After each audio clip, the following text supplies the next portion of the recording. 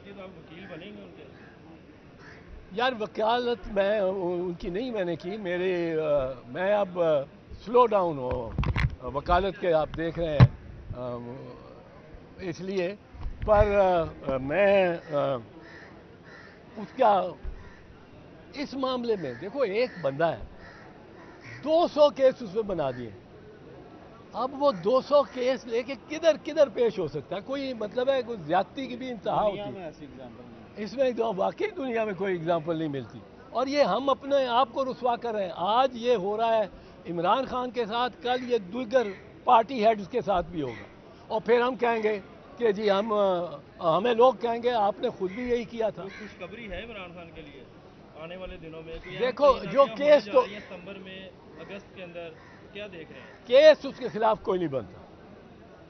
توشہ خانہ ہے، توشہ خانہ کے کیس میں اگر عمران خان کو سزا ہوگی تو آپ سمجھیں اگلی گیٹی گرتی نواز شریف کی ہے، اور بدقسمتی سے میری پارٹی کا وہ سینئر لیڈر ہے گیلانی یوسف رضا، اس کی بھی گیٹی گرتی۔ یہ اس کا امتحان یہ ہوگا توشہ خانہ کہ کیا وہ ڈیفنس کو، صفائی کو، پچھلا ریکارڈ، شوکت عزیز کا ریکارڈ، ظفر اللہ جمالی کا ریکارڈ، یہ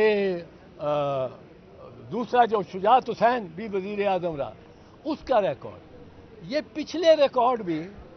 میاں نواز شریف کا ریکارڈ، وزیر اعظم جو رہے، ان کے ریکارڈ وہ دکھاتے ہیں، پیش کرتے ہیں، عدالت طلب کرتی ہے، ڈیفنس کو دکھائے جاتے ہیں۔ اگر یہ ریکارڈ نہیں دکھائے جاتے، جس طرح اگر آئی جی کو شامل تفتیش نہیں کیا جاتا، آئی جی پنجاب کو، اس وقت تک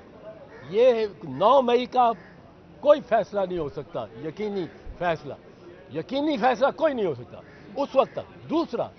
اسی طرح توشہ خانہ میں اگر آپ یہ پریکٹس، کہ کیا پریکٹس تھی شوکت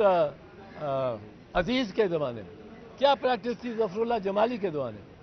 یہ نہیں دکھاتے تو پھر آپ یہ کیس نہیں بنا سکتے، نہ جیت سکتے، پروسیکیوشن ناکام ہوتی ہے، اور عدالت کی جانبداری واضح اور ظاہر ہو جائے گی۔ اب ہاں، وہ ایک اور جو کیس بنایا سائفر، میں